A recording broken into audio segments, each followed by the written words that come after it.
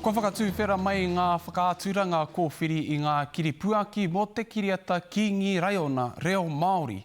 He mea whakahaere e mate wā media, ka mutu koe nei te tuarua o ngā kiriata Disney ko whakamaoritia e rātau. Kia muri wai hei tēnei pūrongo.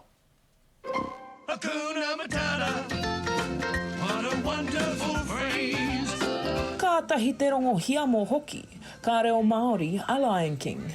Back in 2017, we released Moana Reo Māori, and we've managed to continue that relationship with Disney, and we're really excited to go ahead with Lion King and Frozen. Me hoki ngā mahara ki te tau tahi mano iwarau iwa tikau mā ono.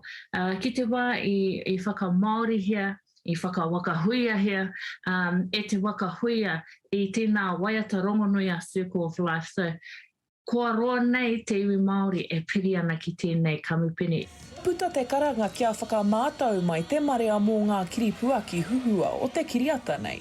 You know, we really want everyone to feel like they can give this a go. Don't think that because you're just on the beginning of your reo journey perhaps, or you could be an absolute expert. We really want to encourage everyone to have a go and join this, because it's an incredible kaupapa that we all want to celebrate.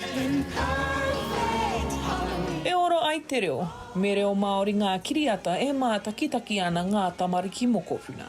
And it is important for us to put our reo like next to films at this scale, because we want our kids to, you know, it's one thing to teach te reo, but it's one thing to teach inspiration. Te āhei ki te kōrero mita, te aronga matua.